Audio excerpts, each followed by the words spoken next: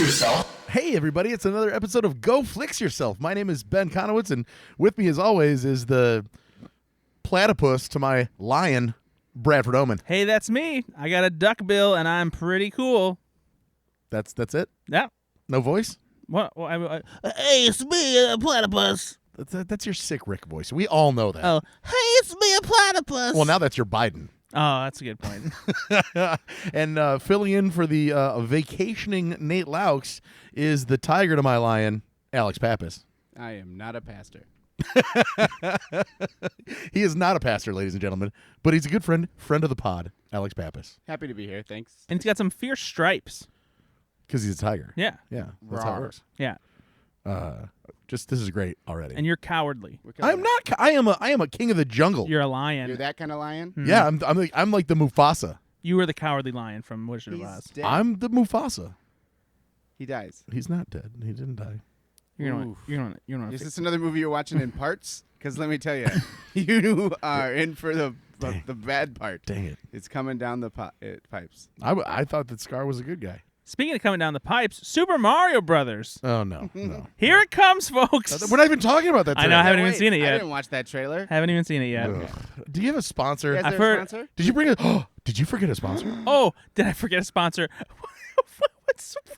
Did you see me walk in with a bag of M&Ms? Oh God. Okay, but by the way, this isn't a purchased bag of M&Ms. No. This is a Ziploc bag full of M&Ms. First of all- I'm not eating out of this. No. Ziploc bag. First of all, it was a purchased bag of Nope, M&Ms. I don't believe you. at all. However, for whatever reason, the company that manufactured the resealable bag didn't want me to open it because when I opened it, it just fucking ripped and No. I could not reseal it. So, No. I put it in this nice, neat Ziploc bag. But it also works to preserve the mystery of the M&M's flavor that we are trying today, folks. Oh, Hobo Steve. So today's sponsor is Hobo Steve's Don't ever- chocolate shell candies. don't ever accept candy from a man that Ben, has here, it in a here plastic you go. bag. You hear that? You hear that? Yeah. It's a plastic bag of M&Ms. Go ahead and get some out of there. Put it in your little paw, your little lion cub paw.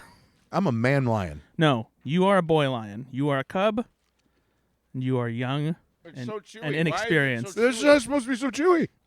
Both of you made the weirdest face just because it's a chewy candy. This is not like supposed to no, be it's not. chewy. It's It's not an supposed to be chewy. That just means you haven't had this particular M&M No. or its predecessor. It's caramel. It's coffee? So there it was a caramel M&M before this. This one is caramel cold brew M&Ms. Oh no, brew. No. This is like when you have Sprite and then you go to drink it and you accidentally you drink Dr. Pepper. Do you think you're gonna have Sprite? That's what this was. Like it's just completely unnerving because it's shelled I think that's your like- fault for anticipating the M&M to be exactly like a regular M&M. I mean, it's hard not to. It's a thick candy shell. Sure, but different flavors have different textures, and they're different. So I don't like this at all. It tasted good, and had I known it was going to be chewy, it probably wouldn't. yeah, no. Admittedly, even when knowing what it was and I tried it, I was surprised by how chewy it was because the caramel is very chewy in the candy, but the flavor is solid. The cold brew coffee isn't overwhelming. It's subtle and it goes well with the caramel. I was really worried that it was toffee. Like they had decided that they were. They gonna, do have they, a toffee they were gonna crunch put, M&M. Like, taffy and toffee inside of my M&Ms. Taffy M&Ms. Ooh, Yeah, that was I don't want that. terrifying. I just want you to know too. Papa's got his own sponsor that he brought because it's what? You're just cracking beers over there? no. This isn't a beer. This is hard Mountain Dew. Oh my god! Live wire hard Mountain Dew because the only way I like my Mountain Dew is hard as a rock. And this is a big, thick can of hard Mountain Dew. So let me just take a second. Oh god! I hate it when you write in the mic. It's just not It for is anybody. good. Alcoholic Mountain Dew. It's okay. No, these are they just came out with a new flavor. They came out with 4 flavors last year. This year they came out with the Livewire one. But the problem, at least when the flavor is concerned, is The problem. these are 0 sugar, so they don't taste nearly Not as a good. problem. It's good for you. No, it's good, but the flavor isn't nearly as good as regular Mountain Dew. Just go regular Mountain Dew. I've been cutting back on the sugar anyway, so Yeah. but this is for Papa to get a little buzz on. Jesus Christ! It is a mighty can. It is. as This well. is. That is. That's like a honking can. If you want a can to represent hard Mountain Dew, you want a big thick can like this. That's true. Yeah. That's, yeah. That's I feel embarrassing represented. language. Yeah. Very well. This is this is a good can. Well, looking forward to the slurred speech that comes about halfway through the show. This is a movie podcast where we like to talk about movies, some trailers, the last movies we've seen. We have some jokes, some chuckles, some yucks, if you will. Sometimes we call this the Chuckle Hut. Well, okay, this is why I miss Nate. He keeps us right on track, and we'd already be having a better episode if Nate. Oh, am I supposed to be keeping you on track? No. This is not. This is like having a guest, but then not having Nate. And Nate is the one that just keeps us on track. He does. Brad doesn't do nearly this silly shit that he's doing right now. Where I don't know. This is the Snicker Yurt. You know what? If Nate was here, he would have brought a bag of actual product. The chortle tent. Some Ziploc baggie full the of... Laugh Log Cabin. Oh, God, I hate you. Anyway, go Flix Yourselves, a movie podcast. So, Ben, what's the last movie you saw? The last movie that I saw was Going the Distance. Oh. That was a movie assigned to me by my friend Brad Oman. That's me. Yeah. And it stars Justin Long and Drew Barrymore. It's from 2010. It also has Charlie Day and Jason Sudeikis in the movie. And it's very clever. And it's very, very good. And they don't make movies like that anymore. What's it about? It is a romantic comedy starring Justin Long Mm-hmm. and Drew Barrymore. It is a long distance relationship romantic comedy. Mm-hmm. Two people that are not looking for a relationship end up in one, and they fight for the relationship. And it's all the foibles and fun stuff with the long distance relationship and the bad parts. And then, of course, the Charlie Day and Jason Sudeikis serve as the comic fodder. And they do a good job. Yeah. That Christina Applegate and Jim Gaffigan are funny too. Oh yeah, they're great too. They play Christina Applegate plays Drew Barrymore's sister, and Jim Gaffigan is the brother-in-law. And there's some really outrageous, fun moments in that little ensemble.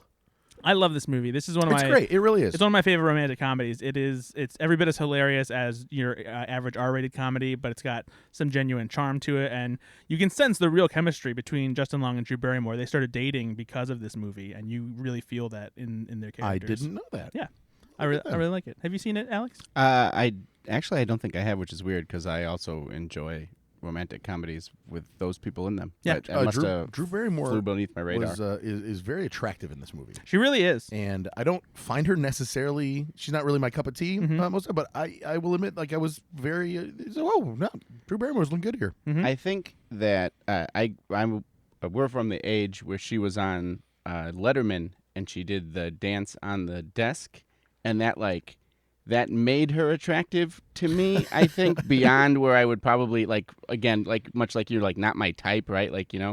But I remember wild girl Drew Barrymore, and I was like, yeah, okay, a little crazy can get you there. That's true. That's true. So yeah, I caught some of that period when she was kind of made out to be a sex symbol, Poison Ivy or.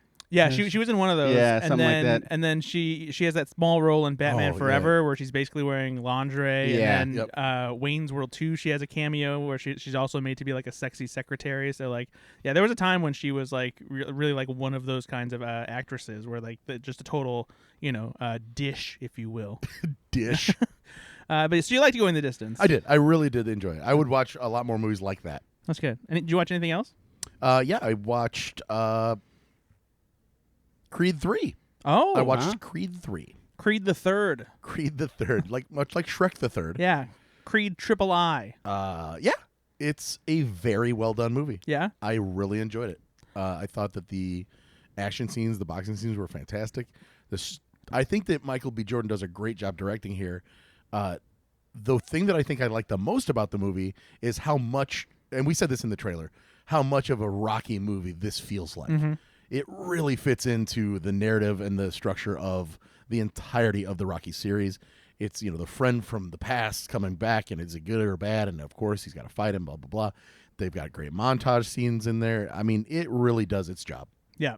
It's a good one. Solid. And I like that, I don't remember if I mentioned this when I talked about having seen Creed 3 a while back, but I like that they don't shy away from making Creed not to be a straight up hero in this one, because he ends up being kind of a douchebag and he's a bit of a dick, making some unfortunate decisions and saying some weird shit to his wife. Yeah. He turns into a bit of a prick in this one. There's obviously some redemption there, but was it a little weird considering the Jonathan Majors of it all now with not being clear what's going on there? Yeah, I mean, it's still too early to tell what the hell's going to happen with that. Yeah. So I honestly wasn't really thinking too much about that. Yeah. That kind of hit the radar of the news cycle, and then it fell right off. Yeah. And so I think if it was more pervasive in my social media feeds and things like that, I probably would have thought about it more. But then after just reflecting, when you asked me that question off the podcast, and I was like, oh shit, I kind of forgot that he was. Well, made it easy to. Yeah, I guess it did make it all easier. Beat his ass, Creed. Yeah, that's a troubling situation, especially because. For those of you who haven't heard, there is allegations that there was an altercation between Jonathan Majors and his girlfriend at a bar, and that he might have gotten physical with her. And after that, there was like some rumblings of like him having some serious like abusive, and anger control issues, and that it's just now coming out. But now and then the lawyers were all talking about like they're being like, we have evidence that will exonerate him and that kind of thing, but like that hasn't really come out. Yeah, and the text that came out just made it seem like the girlfriend was just backing down from it. Dude, and it's just like, ooh, I don't know about this. Like Jonathan Majors' legal team was like, that's something we should release. Yeah. What? It looks so victim. It's still like she's definitely a victim. Like that's a cry for help text. It's a bit weird. So I don't know. It's if there's a problem there, I hope that he can get some help, and and hopefully we'll face the consequences if it turns out that there's a bigger problem there. Yeah, I mean, obviously, I like him as an actor, and then if this is even remotely true, it's like, okay, well, bye. Yeah, I don't need to watch anymore. Yeah, sorry, Kang. Yeah, there's tons of Kangs. Like they made a whole point about how there's plenty of Kangs to choose plenty from. of Kangs in this. So if you can pick a new Kang at any moment in time, it'll be fine. Yeah, Kang of the Jungle. Kang, yeah, that's true. Kang Kong. But this might just turn out to be just a minor incident instead of a major's problem. Kang Ralph. Oh boy. I'd watch Kang Ralph. Did you hear his pun? I did. It was for you. I'm laying down on a couch. I know. So, Yes, you are. I don't know what you want me to Well, tell it's you. a futon. I am laying down on a futon. Let's not podcast studio futon. Let's not misclassify here. You pull out all the futons. Yeah, because they turn into beds. See, I did it. Alex, what's the last movie you saw? The last movie I saw was Dungeons and Dragons: Honor Among Thieves. Oh, in the theater. And did you that's find one there? I'm never gonna remember the after the colon on that one. You're Did gonna you get me every single time. I'm really thieving with honor. Dungeons and Dragons, new and collected. It's Dungeons and Dragons hat. And there you then go. you're just ready to rock and roll. Thank you. Did you find there to be honor among thieves? Yeah, it was pretty honorable. Yeah. First, it was very honorable because at the beginning, all of the actors thanked me for watching the movie in the theater. That is true. And they did one of those promos. Yeah. That has happened to me like three times not now. Not only did they thank you, but I think they said, you guys are the real heroes. Yeah, I was the hero. God. I hadn't been the hero since 2020 when I was getting takeout food. So that felt really good for me. And I feel like more movies should thank me directly like that before the movie starts.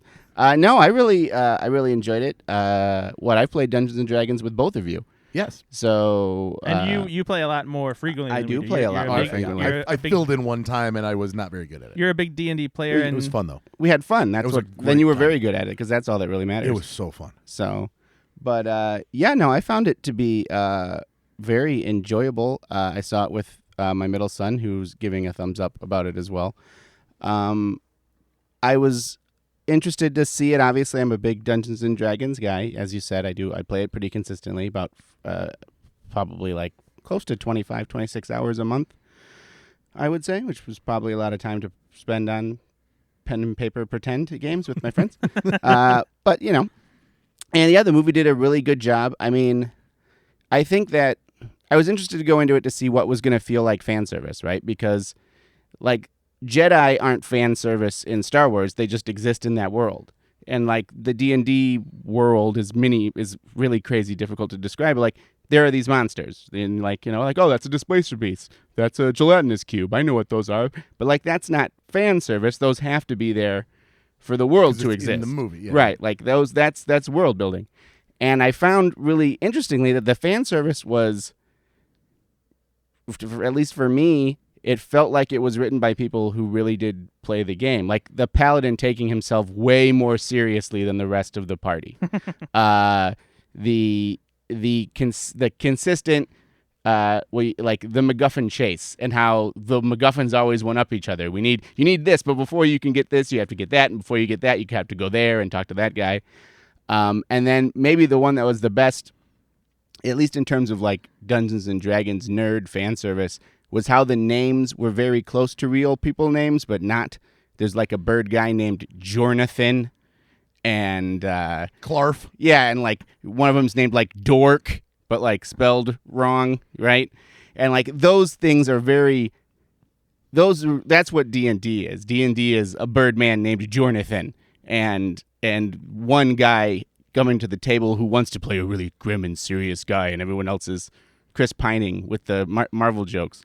And so like that to me felt very like, okay, these are people who have done this not because they can, accurately describe a rust monster or because they can list off a bunch of lore about the Wizards of Thay, but like they've done this because they've clearly been around a bunch of goofy morons playing this goofy moron game and have taken that and brought it to the Dungeons the and screen. Dragons goofy moron game. They even That's have the a character in there named Sven Bonowitz who sells butters. Sells different flavored butters to the people. All sorts of seamless butters. Yeah, he's just churning every day. He's churning. I can't believe it's not seamless butter. Churning Can't butter. believe it's not seamless butter. But yes, I really did like it. I think that anyone would like it who enjoys action comedies. I don't think that you have to have any experience with Dungeons and Dragons to enjoy this at all. Yeah, Nate and I told Ben that, and he still doesn't believe us, and he's still being. I know. I said I was going to go see it now. But you haven't seen it yet, have you? No, because I wanted to see Creed 3. Okay, but there was other days. No, there aren't. No. There's 2 days. Yeah. Yeah, and Creed 3 is not a 48-hour movie. We've been over this. Can I talk to you over here real quick? Go ahead. So listen, Alex is on the I show. don't care. No, These are Alex excuses. is on the show. We're trying to I want to have him back. Nate's not here. You can fill in. Alex, can I talk to you over here for a second? Yeah. Can you believe this bullshit that I have to put up with when Nate's not here? At least he watched all of Creed 3 at one time. I mean, I guess that's true. You gotta Wait, hold on. Did you? Yeah, that's true, actually. Well, I wasn't part of that conversation. Did you watch You Creed? said that you wanted to talk to him over there. I couldn't hear you. Did you watch Creed 3 in one sitting? 2. Son of a right. bitch. Why? Did you guys talk about that? Don't worry about it. It's not for you. Okay, fair enough. Anyway. Just real quick, Alex, can I talk to you over here? Yeah. Oh. Yeah. Do you want to just replace Brad when Nate comes back? I mean, Hey, what are you guys talking about? Replacing you on the podcast. Have you watched anything else, Alex? it doesn't work if you tell me. I know. What, movie-wise? Yeah. No, I don't think that I have watched any more movies recently. Have you watched anything else? Actually, that's not true. I watched Riddick. Oh, okay. Not Chronicles of, The third. but the third just titular Riddick. Yeah. Which I had seen, I think, probably two times prior, a long time ago, but is on Netflix again. And boy, hardy, does that just get me really excited for more Riddick. Did you say Boy Hardy? I sure did. Okay. It's boy howdy. Well, sometimes I'm more literate, so it's boy hardy. Like Well, if we were- hardy boy. Yeah, but see, if you were talking about like a murder mystery or something like that, I would have been okay with that. Well, that's but what the fourth Riddick film is going to be. Otherwise, it sounds like you're just excited about having Hardee's. Is that some kind of candy you're going to force us to eat? No, Hardee's is a fast food chain with over Oh, 1,000 Hardee's. locations Yeah. worldwide. Carl's Jr. With over I know. 14 locations worldwide. Some might know it as Carl's Jr. Yeah, it's there's an east-west divide where Hardee's becomes Carl's Jr. Yeah, exactly. Hardee's is the Bloods and Carl's Jr. is the Crips. It's like I the think. checkers and rallies situation. It's exactly the checkers and rally situation. It's like Popeyes and McDonald's. Mm. Is it not? There's got to be a movie in the story behind the rallies checkers situation. Oh, that's They're and like whatever happened to Carl's Jr. Jr., Carl's Sr., like there has to be drama there. Yeah. I hope so. I would love to see it. Speaking of which, I did watch a movie that has equally as potentially silly of drama, and that's Tetris, which is available on Apple TV Plus now. And you know what? It's actually a surprisingly good movie. It's the kind of thing where like you don't think that a movie about them, making Tetris is going to be all that thrilling. But if the story in this movie is true, it is a bonkers fucking story behind how Tetris got turned into this popular video game that involves the USSR and the KGB and very clear and obvious threats from the Russian government and shady dealings. And Would you say it was like clear and present danger? I would say so. Okay, all right. Yeah, I would say that, and I would say that there was probably a sum of all fears. So would you say that Tetris is, because it kind of went to America, is more of like a Patriot game? Probably. Okay. So did you watch Air Tom Force One. Clancy's Tetris? It does feel like it. It's a very serious thing. Like it is very much a tense thriller. It's like it's got a little bit of Social Network, but it's got a lot of intrigue in it. I was really surprised by just how serious it is. And we talked about this when we watched the trailer. There's some video game flourishes in the trailer, and I wasn't too sure if that was just stylized for the trailer or if it's in the movie. It's in the movie, and it doesn't always work. When it works its best, it's when they use it as like chapter bumpers or like for establishing shots of locations that like go from 8-bit or 16-bit and turn into the real life, imagery. But in the final act, they use video game graphics during a chase sequence, and it's like, this is too much, guys. You didn't need to do this. This is unnecessary. How much full frontal male nudity? Oh, 0. Oh, okay. Well, I guess maybe I'll check it out. However, Okay. to compensate for it, every time you see a 4-block line in Tetris, it is a penis. Oh, okay. Wow. Yeah. And it is as thick as a hard Mountain Dew can. I knew somehow I fucking knew that you were gonna bring up that stupid can in reference to a penis. I was so surprised you didn't do it when you had it in your hand. Here's the thing. You're the one who brought in full frontal male nudity for no reason whatsoever into a discussion about Tetris. You look like you wanted me to bring it up. Brad was just waiting for all the pieces to fit. Story of my life. What else did you watch, buddy? I also watched... Oh, you'll be happy about this. I think you know that I haven't seen this, and I'm surprised you hadn't ever assigned it to me before, and now you don't have to. I watched The Burbs. Oh, what? We had this conversation previously on the podcast where we said, "Oh my God, Nate and I both said, we're definitely gonna." I think I was on that podcast because I watched The Burbs. Yeah. Did you watch The Burbs? Well, I think Like the last time I was previously. on, I talked about how I watched The Burbs. And then you probably Oh. said, "Oh, I've never seen that." And we were Yeah. like, "Oh, what? That's gonna be the movie we assigned to you." Yeah, I decided to watch it because It's great. it was pretty short. It's I don't know if it's great. It's it's a weird one. It's great. I don't think they would ever make this movie today. No.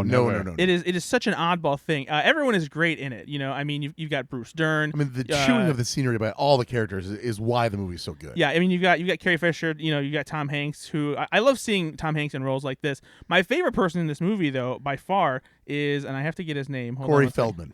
Well, Corey Feldman. Actually, I have a funny thing about Corey Hard second. Feldman that I'll tell you here in a second. What's the name of the guy who plays the friend? Where is it at? Oh, Rick Ducommun. Oh, the cross the street guy or Yeah. the best friend guy? Yeah, The slubby Yeah, best the- friend that gets yeah, up on the pole and shocks himself. Exactly. Yeah, Yeah. the loud neighbor. Yeah, He's great. He's great in everything. He's a great supporting character, comedic actor. He's really funny in this. But yeah, I'm kind of surprised they haven't remade this. And there are movies that have come close to like. I like how you said this movie could not be made today. And then No, not in the way that they do it now. Sure, no, but I I know. could see them remaking this in like a much more high concept way. They kind of have with The Watch. The Watch kind of has that vibe, but it veers more into like actual sci-fi territory than this does. But yeah, this is just a quirky, very very weird dark comedy, and I liked it. I didn't love it. One thing I was shocked by, and I couldn't find anything about this, and I want to see if I can find anything about it. Do you remember the opening shot of this movie? I mean, I'd have to see it again. It's not a sky shot? It is. Yeah. It starts off with the Universal logo, and then it turns into a little bit more of a cartoony globe, and the camera starts moving into the globe, and in a seamless single take, it goes into the globe, and there are no clear like fades or transitions. It just keeps getting closer and closer to like the continents and the land, so that you can keep seeing detail. It's like if you were to. Oh, that's right. Yeah. It's like if you were to do the Google Earth. Yeah. Where it zooms Yeah. in. And it's so clean cut and crisp, and I have no idea how they did it. Obviously, when it gets to the end and you see the houses, they're models, but they look really good. But I just don't know how they did all of the transitional shots leading up to it, because it is done in such a way that it looks like they actually just had a real satellite camera go from space and into the thing. It's really well done, and I was surprised by that. It was a very seamless butter transition. Oh, Yeah. boy. We got a theme for this episode. And Was it I that joke like was it. margin? No. Okay. I think you need to parquet yourself over there for a second and just chill. You know what? Spread them. I think that Butter pads. the Burbs Butter pants. suffers from that. Suffers from the there's enough media now that it's hard to explain what was about it then. That like the Burbs was weird and dark and comedic and was like for adults. Yeah. And there's not a ton of media like that when the Burbs comes out. Whereas now we can all be, kind of fed the material that we want to have. And so like you could be, you finished up watching Wednesday, last month. Like you can get dark, weird for adults or, quasi-humorous at a lot more places now. So like you liked the Burbs, you didn't love it. When Ben and I both like jumped out of our seats, like, you finally watched the Burbs. I think that's definitely like the time that it was in.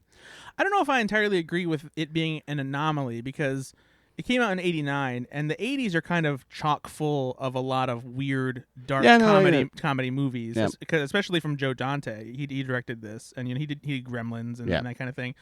But it is like a kind of movie that they don't make often very more, especially because I feel like if they're doing something that is strictly for adults, it's not quite as accessible as this. And this feels like, because it was PG even in 1989, and there's not anything particularly gruesome or terrifying about it. Yeah. It's just this kind of suspenseful, honestly, just very suspenseful. Like, are the Klopex killers, or am I going crazy? Yeah.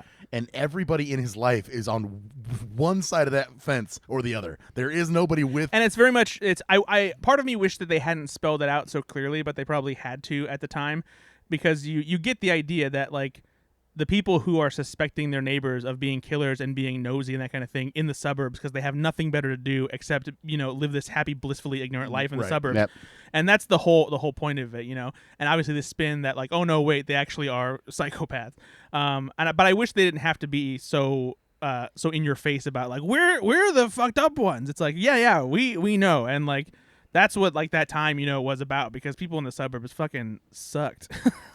I mean, it was that movie. I remember watching that when it came out, because I was probably 8 years old when I saw that, like with my parents when it came out for rent, and because it was rated PG. Yeah. And so it blew me away when I was a kid, right? But I think it's so there's a lot of nostalgia probably for me, and why I got such a reverence for it. But again, Edward Scissorhands, Beetlejuice, the Addams Family, absolutely, Mm-hmm. all that stuff. The kind of macabre. They really skewered like the yuppies with like dark comedy and like I like all those oddities. Yeah, I think all those are great movies. Yeah, for sure. I went to the theaters today to see a movie. Yeah, I know. You're a hero. You called me when I was at work. What'd you say? I said you're a hero. Hey, thanks. Did they call you a hero? No, this Did one. Adam Driver say like, "Oh, Brad, you're a hero"?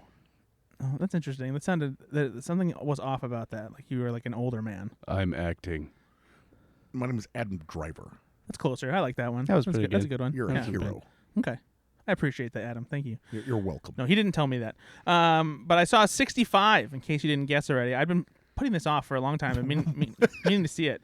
And it's a good sci-fi adventure movie. The critics weren't too high on it. I think it's got something like a 35% on Rotten Tomatoes. Really? Yeah, and don't get me wrong, it's a simple sci-fi adventure. There's nothing, super special about it, but it's solid. And I feel like it's the kind of movie that you could take your kids who are like 10, 11, or 12 to, and they would like really get a kick out of it. It's from the guys who wrote A Quiet Place. They directed it, they wrote it, and it has that vibe of being A Quiet Place in a way, but just set 65 million years ago, and there's dinosaurs instead of sound creatures, and I enjoyed it. I thought it was a fun time. Okay. I would recommend people see it. It looked like it took itself too seriously. Does it take itself too seriously? In what way? I mean, well, first of all, it always kind of feels like Adam Driver's taking himself too seriously, but that's removed from. I don't think he takes himself too seriously. I think he takes himself seriously enough. Like he's Was it fun? Is Yeah, it a fun movie? It's a suspenseful, fun adventure. Like Okay. it takes itself seriously in the sense that like it's like it's not goofy, but there are moments of levity because of the dynamic between Adam Driver and the young girl in it. I guess when you mentioned The Quiet Place, is that's the vibe that I got from the trailer, and I don't know, like as far as the suspense and tension and stuff like that is concerned, but like it's not necessarily trying to be like an Oscar movie or something. Like well, that. I guess that makes sense. Yeah. I would call it 35 with the Rotten Tomatoes score. You show some fucking respect. You put some respect on He was in the that. military. So I was also assigned. He was a hero. I was assigned a movie. That's true. He's from Maryville. Did you know that? Or not Maryville, No, Mishawaka. Mishawaka. He went to Come Penn on. or something, didn't he? Something like that. He went to Penn. Get your head out of your ass. Put your head in my ass. Whoa. Yeah. Earmuffs. Listener. You also assigned me a movie. I did. Yeah, I forgot. I did give you a movie. You did. I had a good variety of movies that I watched this week, and this one This was not one of the better ones. Ben gave me The Replacement Killers, which is directed by Antoine Fuqua of all people, who has directed some good movies. Ben, I think some movies that you enjoy, even though you didn't realize that this was directed by Antoine honestly. Fuqua. And so, for those who don't know, this is a movie from 1998, and it's Chow Yun-fat as an assassin, and Mira Sorvino as like a forger of documents, and she gets stuck with him because they get caught up being chased down by this Asian mob boss who hired Chow Yun-fat to kill someone who was responsible for a cop who was responsible for killing his son, but because he feels bad because the cop has a young son and doesn't want to do the job, he ends up getting chased down, and it turns into a whole action thing. And this is one of the most straightforward, simple action movies that I have seen ever. Like just a basic, this guy messed up and he pissed his boss off and now he's getting chased down. Guns, bang, bang, run. And it's That's not actually what they called it. guns, bang, bang, run. Yeah. It's not great. It's one of those things where it kind of suffers from the fact that it was made during a time when studios were clearly trying to capitalize on the fact that Jackie Chan was very popular because of the rise of popularity in his Rumble movies. in the Bronx came out in 1996. I think. Rush Hour was a big thing, and Chow Yun-fat in his own right was a very big movie star when it came to action. But in 1998, we're not getting prime Chow Yun-fat, and Chow Yun-fat isn't necessarily quite as skilled or exciting to watch as Jackie Chan. And when you pair him with Mira Sorvino, it's kind of like putting paper on popcorn, and it just doesn't taste good. Paper on popcorn. Heard it here first, folks. I don't really like Mira Sorvino. She's pretty plain in this. Wait, would you do you shred the paper like confetti and put it on the popcorn? It's up to you. Or you put the popcorn in the paper and then like make it a ball and then take a bite out of it. I'm not eating it, so it's up to you. I'd do the first one. Probably confetti. Yeah. Yeah, like paper shreds. The second one's going to be a whole mess. Yeah, that would be weird. Yeah. But yeah, so this it was not great. The one thing I will say though is, if I were an executive who had seen this movie, I would definitely be interested in Antoine Fuqua as a filmmaker, because he did make some really interesting choices as far as like shot composition and how he shot some of the action and that kind of thing. You can see some potential there, but otherwise it's just like, okay, whatever. But yeah, at least this allowed him to go on and to do Training Day and the Equalizer and that kind of stuff. I like the Equalizer. Yeah, the Equalizer is solid. But yeah, so Replacement You know Killers. what's not solid? Tell me. The Equalizer 2.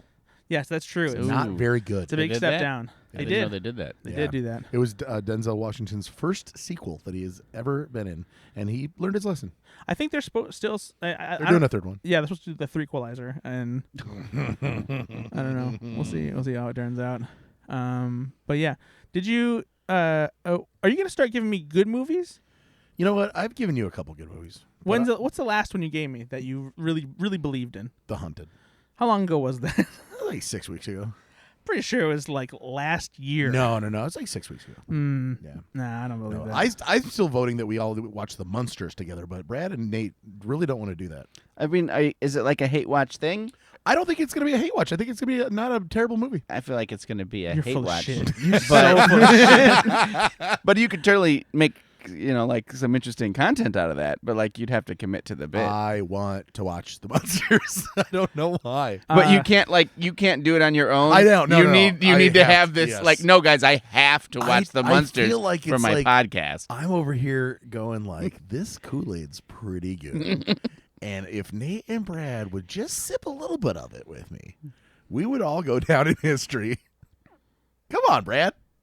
I would think that Netflix is only like a couple of years away from like a live action Hotel Transylvania anyways. So like they have to finish off that Adam Sandler contract. So I would just hold out for that Instead of the instead live of action the live action Munsters. Yeah, you're probably right about that. if you could go that way.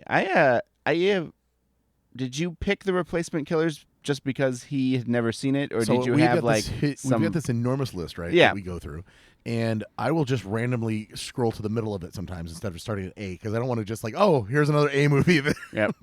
So I remember just randomly going to the R's, and that was the first one that popped out. Like, oh wow, I haven't seen that movie in a long time. And then I actually did give him a couple other options, like with Killer in the title, like Hunter Killer, and the Lady Killers, which honestly, I would have either any of never those seen three. The Lady Killers? Because The Lady Killers is a stupid bad movie. Yeah. It's one of Tom Hanks' worst performances. But I am curious what you would think of that movie. And it's a bad movie on purpose. Like I would never. You think The Lady Killers is a bad movie on purpose? No, like I would be purposely giving you a bad movie. Oh, gotcha. Yeah, and I really wasn't trying to do that. I just remember The Replacement Killers being like, I was probably 17. Oh, it's on Showtime so much. I probably just was like, oh, I like that one. That was my listening to Evanescence, my nostalgic memory, and Creed, some ICP, 3 Doors Down. I listened to ICP back in the day. Just really rocking it. I did say that. I've seen pictures. You used to dye your goatee. I own the Great Malenko. Yeah, that's the one to own. Yeah, if you're gonna own it, that's the one to own. If you were gonna tell anybody you owned an ICP album, that's the one you want to. It would be so weird if it was like a deep cut B-side album called like Clown Farts or whatever, and like that's the one I own. It's true fans only. I think that you'd be like a cream soda Faygo guy. Why do I look like a cream? First of all, do I look like a Faygo guy in the first place? You don't want me to answer that. Oh my God, terrible. Xander, are you excited about Faygo? Yeah, actually, he just had cotton candy Faygo for the first time. We're talking about my son who's in the studio. Yeah. He just had cotton candy Faygo for the first time yesterday, and that like blew his changed mind. his whole life. Yeah, that's fair. Yeah, Ben, I think you're a cream soda Faygo guy. I'm not a Faygo guy at all. Mm. I've literally never had a Faygo. I don't believe it. I don't believe you that. should have to give that album back. I've never painted my face like a juggalo, and I've never had a Faygo. Silly J is upset. It's Violent J. Violent J is upset. I wish there was a Silly J. Shaggy 2 Dope and Violent J, and I'm Silly J. Silly J is from the Fun Clown Posse. I'm over here doing balloon animals. Yeah, there's like a Kids Bop version of Insane Clown Posse. You guys are talking about stabbing, and I'm thinking, guys, why don't we just use that knife to cut the cake? Bust your teeth. You know what I'm gonna bust? This pinata.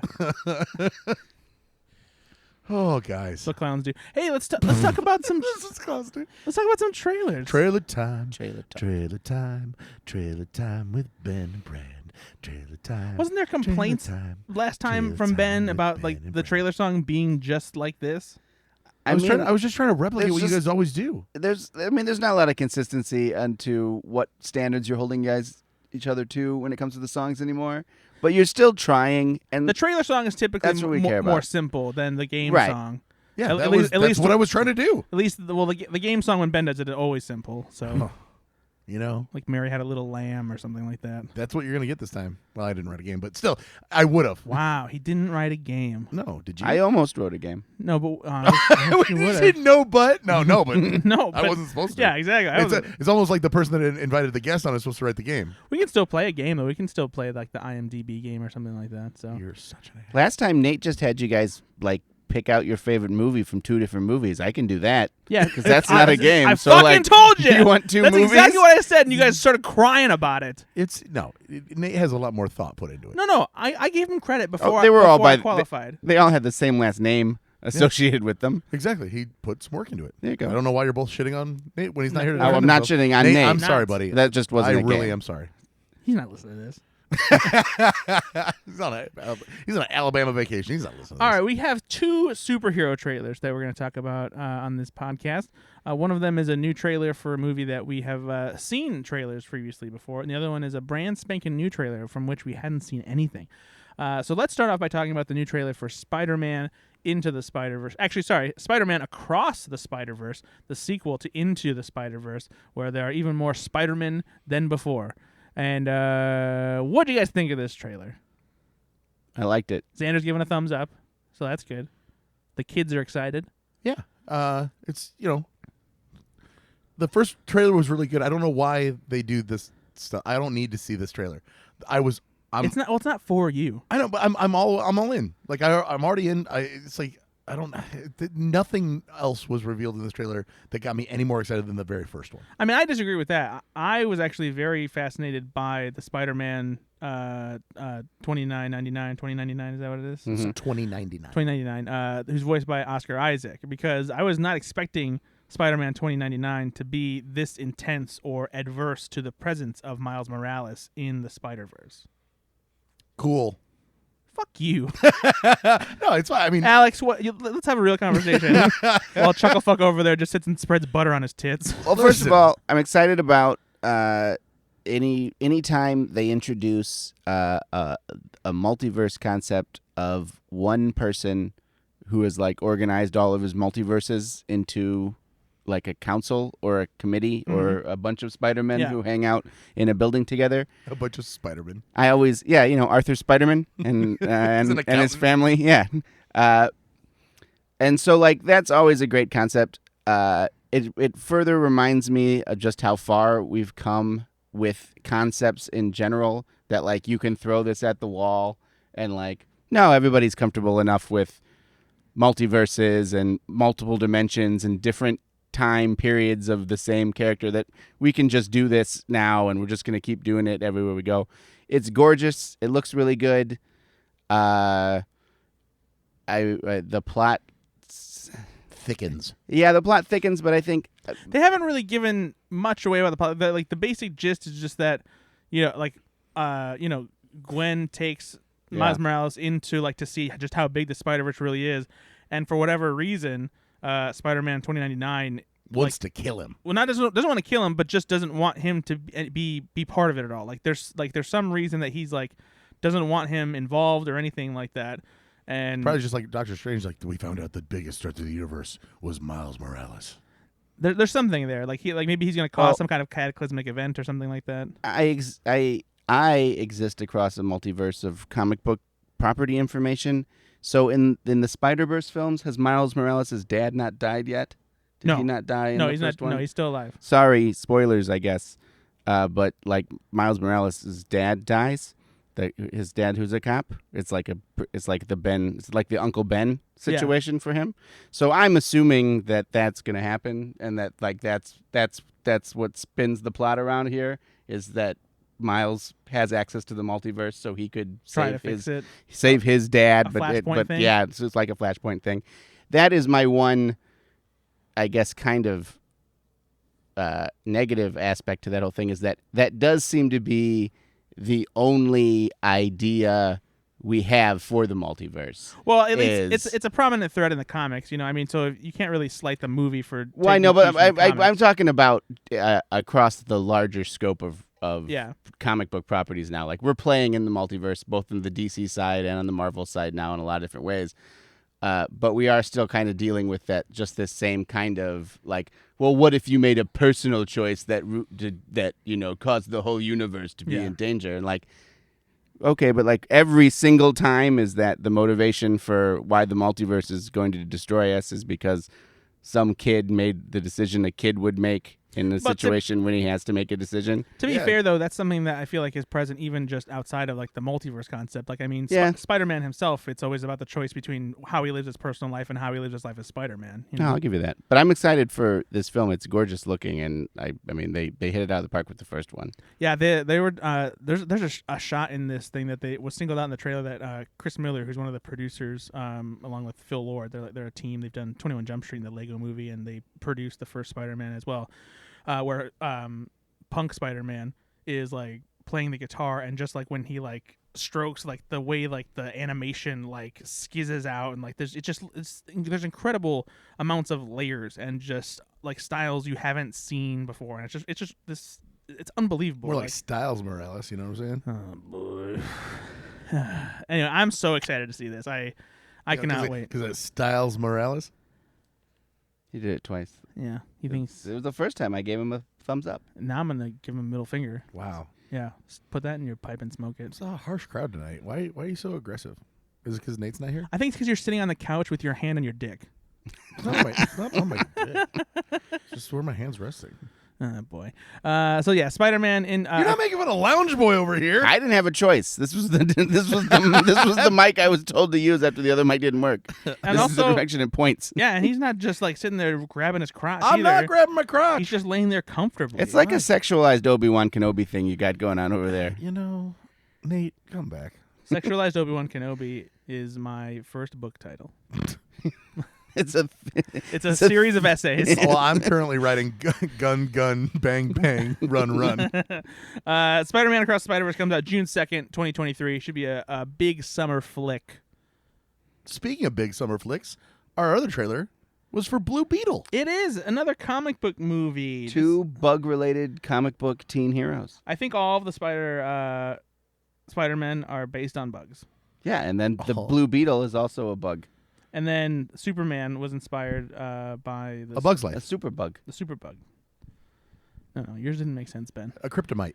That's funny. Okay, Kryptonite. That's not bad. I like how you didn't even loud. No, that's funny. You redeemed it. It was academic. All right. Blue Beetle is coming. This is based on a DC Comics character. It was put into development and shot before James Gunn and Peter Safran took over the DC universe to kind of revamp all the movies and how they connect here coming up in the future. So this isn't necessarily explicitly connected to any of the upcoming movies or the movies that came before it. But it was too expensive to Great. shit can.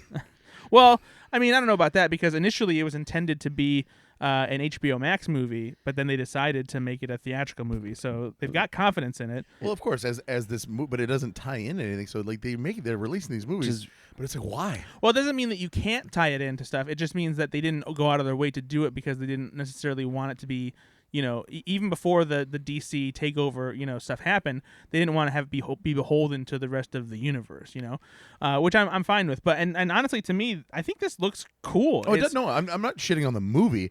I just it's crazy what they're doing at DC. Like, for sure. How they're trying to weave this stuff. It's like we're not going to release Batgirl, but we are going to release this. We're not going to have that. And who the hell knows what's going on with the old Ezra Miller guy? Holy crap, that's a whole nother thing. So I don't know. I'm just it's frustrated. definitely a mess, and James Gunn is trying to clean it up as best he can. He actually tweeted when the trailer came out that the movie rules apparently, so he's a fan of it, and so this feels like a movie that would have come out in the late '90s. Yep. But I don't mind it. Like there's something about it that is appealing. Like it just feels like it's kind of fun It's and got like an cool. original Transformers vibe. It's like kind of like an Iron Man with like meets Kronos kind of vibe. Kind of like an original Transformers vibe. There is a little bit. I'll give you that. It does feel like a little bit of a transfer. But I like the family dynamic here. I like the comedy. For me, as somebody who hasn't Loves George Lopez. of course, With crazier beards. who he does have a crazy beard in this one. But no, as somebody who comes from a Mexican family, it's cool to see, to finally get a Mexican superhero like this, especially since, we're also getting Oscar Isaac as Spider-Man 2099. And like the Mexican family dynamic here seems like it's definitely front and center. The family is a big part of it. I think it looks cool. What do you guys think? I'm on board. I saw the trailer. It was very engaging. It's hard these days to have a new superhero that you're introducing to the world, and he or she has powers that you've never seen before, or a suit that you've never seen before. Everything is slightly derivative these days because we've just seen so much. The way that this suit interacts with the human body that it's on is different and it's way different enough that I was like, oh god, this is it really did shock me. It's a bit gnarly. Yeah, it's cool, but not like Venom or something where it's taking over.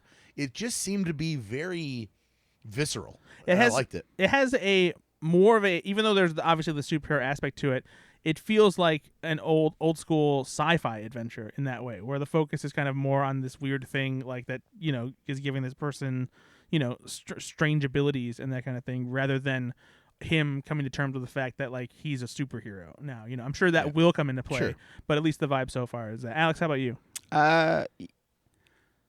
Well, when the trailer started, because I saw it in theaters because it's attached to Dungeons and Dragons, and then I watched it again on my phone just to make sure that I wasn't watching a different trailer.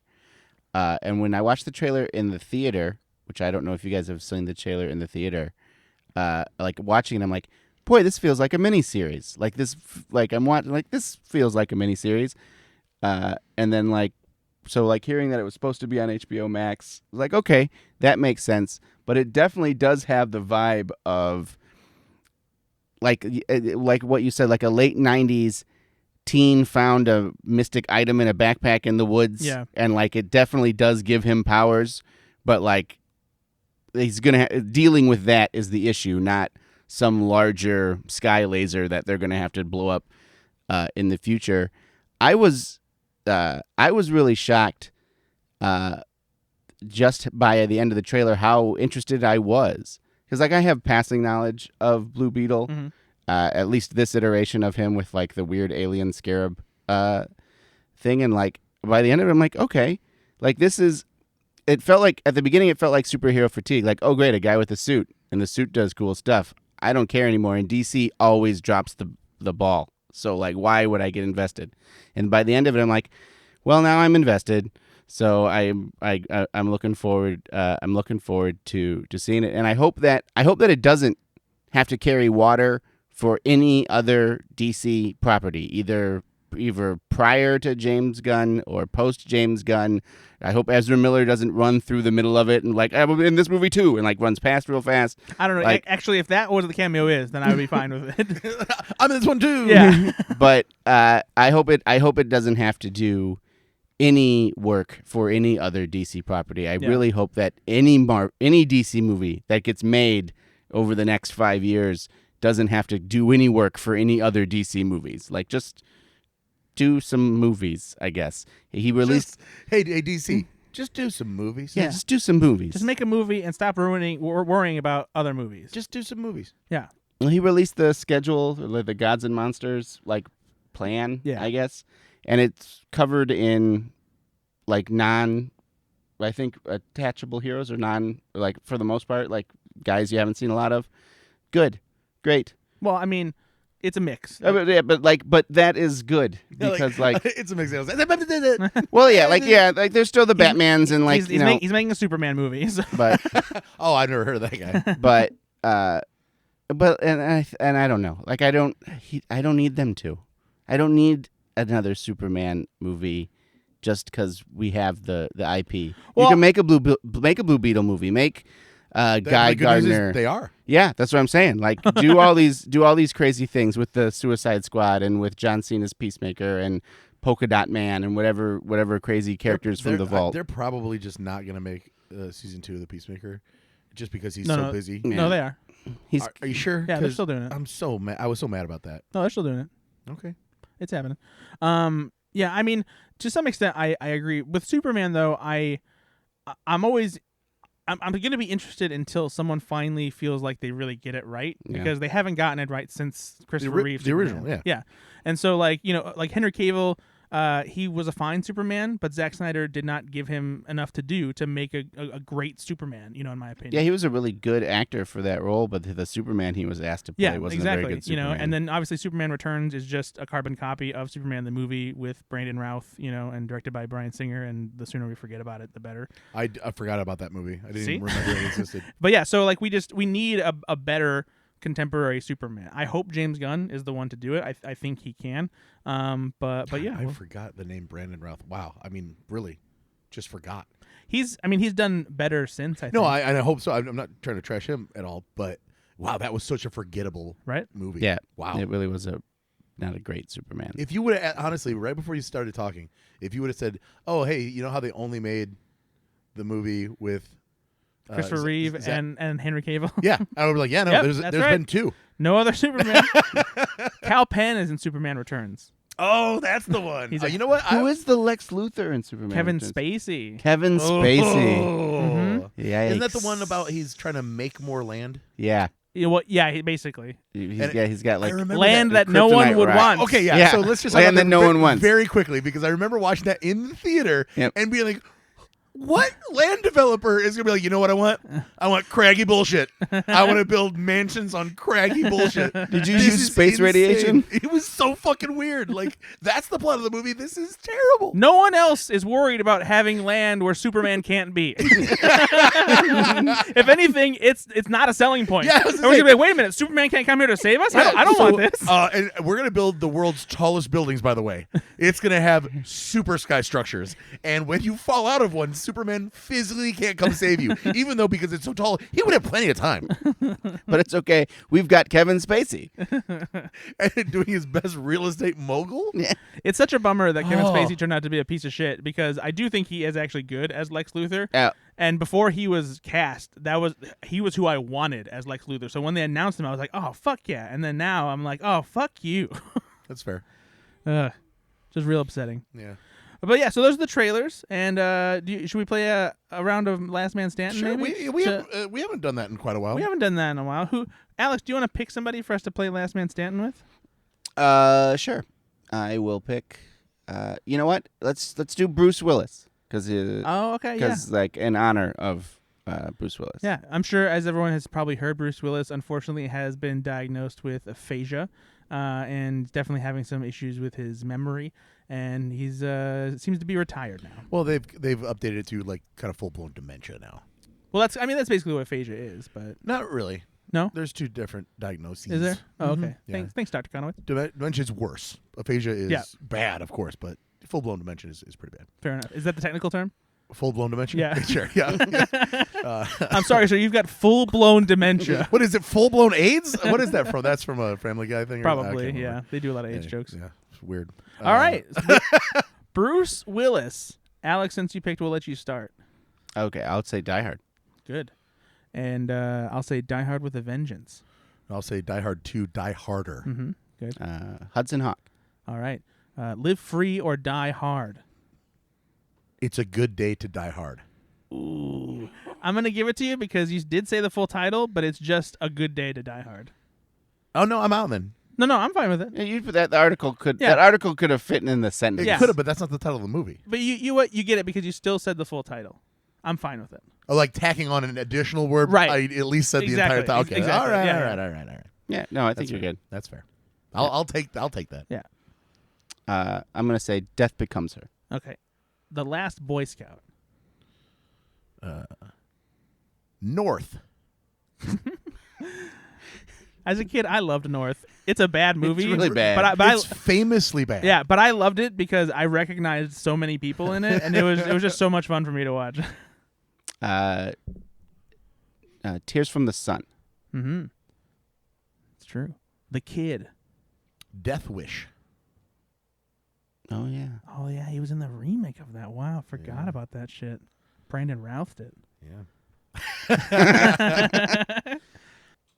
The Expendables 2. Ooh. I'm gonna look up the Expendables 2. Yeah, well, I'll do it since I So- said it. It's either Don't type in Bruce Willis, just type in Expendables 2. Yeah. I think he is in Expendables 2. instead of the first one Yeah. because he plays Mr. Church. Yeah, 'cause I think it's the second one because the second one is the one that they got Schwarzenegger in, and he They appeared- meet in- yeah, Yeah. They appear in that scene Yeah. together. Mm-hmm. I'm pretty sure too. Here. Yeah, he is. I'm looking at the. All right, He is. perfect. 16 Blocks. That's a good movie. Mos Def was really good in that. It's true. Cop Out. Mm-hmm.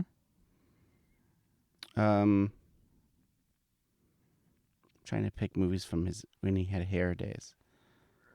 It's a limited window. I know, but he made a lot of movies. He It's has true. made a ton of movies. Nope. Try one of his action movies. I'm trying. Mercury Rising. Yeah, good one. There you go. There you go. Heart's War. The Jackal. Nice. I love that movie. I can't remember. 2 Days in Venice. That's not what it's called. I think it's 3 Days in Venice. Yeah. That's the one with him and John Goodman. Yeah, where That he's just the came out like a few years ago. where he's the private investigator. Go. Feel free to look it up if you want to double check. I don't believe that's the title. It's but not. I'm out. I think Once Upon a Time in Venice. That's That's what what it is. Yep. Yep. Yep. All right, I'm out. Pulp Fiction. Once Upon a Time in Venice. I can't believe you didn't steal it. It's right there. I wasn't even thinking about it. Bonfire of the Vanities. Yeah. Look Who's Talking. Look Who's Talking 2. I don't think he's in the third one, so I'm not going to say that. That was about dogs. It is about dogs. And the kids would be too old. They'd be voicing themselves. Mm-hmm. The Color of Night. Mm-hmm. Fucking cool if they didn't, though. Ocean's 12. Well, now we're getting a cameo territory. Oh my God, there's so many fucking... There's so many Bruce Willis movies. Yeah. There are so many. Did you say Hudson Hawk? I did. He did. Gotcha. Red. Surrogates. Wow. Mm. That's a deep cut. Moonrise Kingdom. The Sixth Sense. Unbreakable. Yeah. Walked right into that one. Gosh, what are some of the unfortunately bad movies he did in recent years? The problem is Yeah, those titles are super generic. Yeah, they Yeah. are. They are. I'm gonna when I'm out, which is pretty soon, I'm just gonna say things like Galaxy Force and just guess. It might be one of them. You were really close. Armageddon. It's a good one, Brad. It's a pretty big one. The Whole 9 Yards. The whole 10 yards. Yeah, I was like, damn it. Is he going to remember that? So I'm like, it's going to be right back on me if he does this, but fuck it. I don't have much left. I was really hoping that you were going to not remember that. Let's save that one. Save that one. Yeah, because I'm like 90% sure he's in it. Oh, So I I'm see. like, that'll be the guess. I see. It's getting hard out here for a pimp. Bruce Willis was in a little movie called Boom, boom, boom, boom, boom, boom, boom, boom, boom, boom, boom, boom. So you're not helping.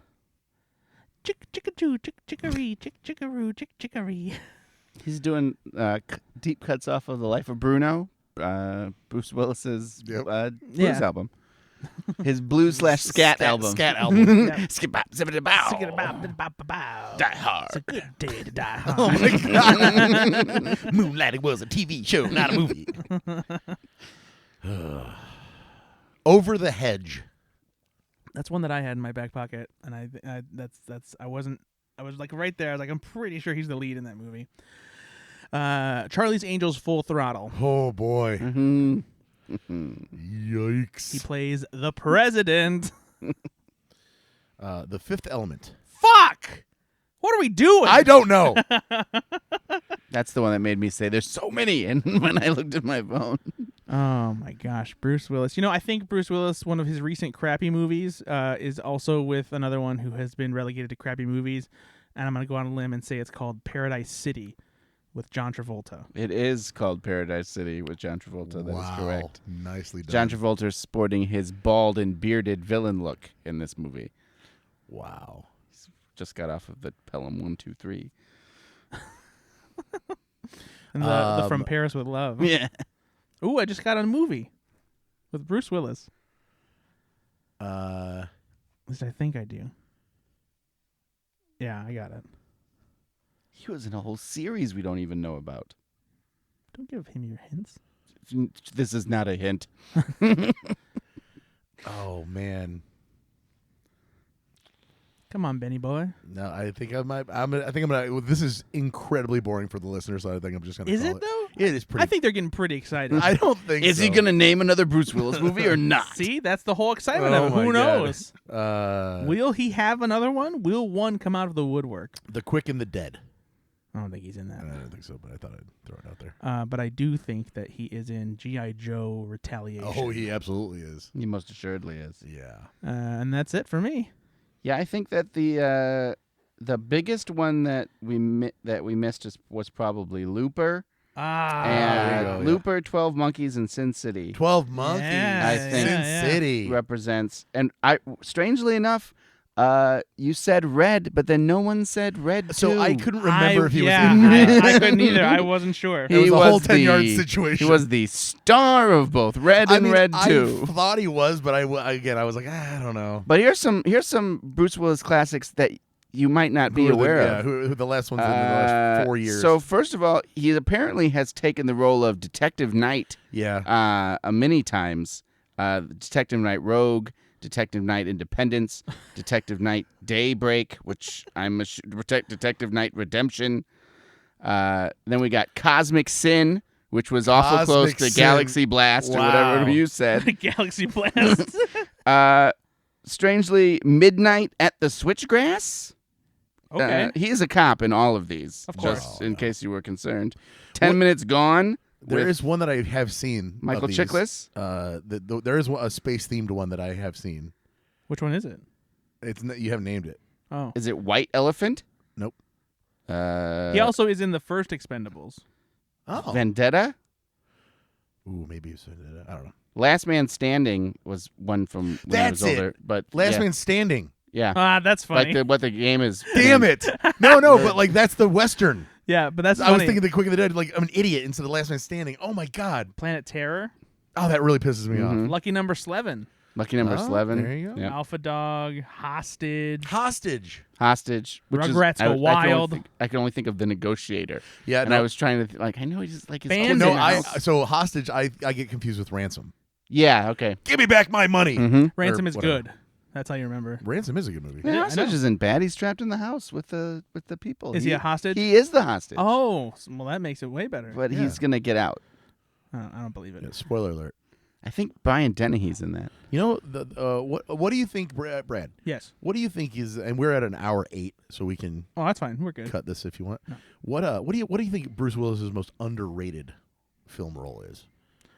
And why is it The Jackal? I loved him in The Jackal. That's a good question. I mean,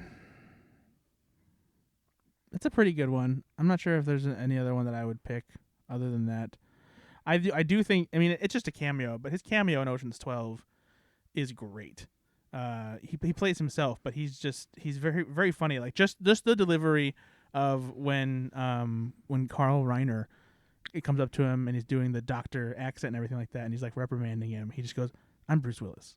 And it's just like just a hint of cockiness, Right. but also just like, hey, just so you know. Right. Yeah, he's great. Yeah. But I do think that there's a special place in my heart for A Good Day to Die Hard, because he's on vacation in that one. Is that the one with Timothy Olyphant? No. That's Live Free or Die Hard. And Yeah. which is a good movie. Not bad. It's not bad. Yeah, no, it's pretty. No, it's not bad. It's good. I don't know if I would say it's good. It's because, good. No, It's it's my problem with it is that It's not great. It's good. But Yeah, okay. okay, it's because it doesn't feel much like a Die Hard movie. And that's fair. Yeah. But there's still, it's throwing John McClane into technology, which of course he doesn't get. To, understand. But I think I liked it enough. I think the same problem I have with Live Free or Die Hard are roughly the same problems that I had with Indiana Jones and the Kingdom of the Crystal Skull, where both fourth installments, and even though both Harrison Ford and Bruce Willis stay true to the characters they're playing, the movie around them doesn't feel like it fits in. You got a real Shia LaBeouf, Justin Long situation going their franchise. And while in both movies, I appreciate, like you said, them putting John McClane into an arena where he doesn't understand this technology shit. He's just this regular kind of cop.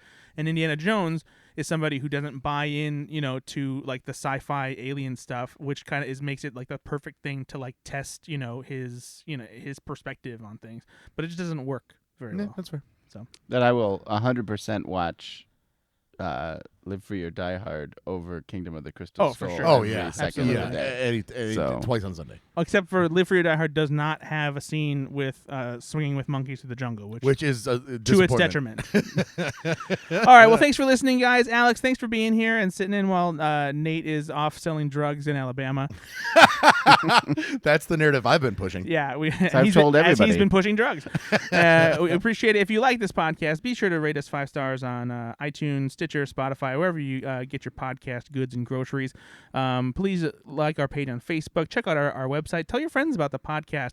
Xander says bye. Go flixyourselfpod.com for all previous episodes. That's where it's at. And we always just like hearing from you about the movies you're watching and things you like. And if there's anything maybe you want us to watch, especially Ben. Ben's looking for musicals. I'm not. Big, long musicals. Alex, you got any PSAs, anything that you want to say? Any sponsors? Everybody just keep being nicer to each other. We're doing better, and let's just keep doing it. All right. Oh, and no chewy M&Ms. Thank you, Xander. Yeah, keep the M&Ms. The kid gets it. Crunchy, keep crispy. the M&Ms crunchy and or crispy. To be fair, these M&Ms still have a crunch to them, but they just have a chewier center. I'll give you a crunch. I wish you would. Bye, everybody. Bye.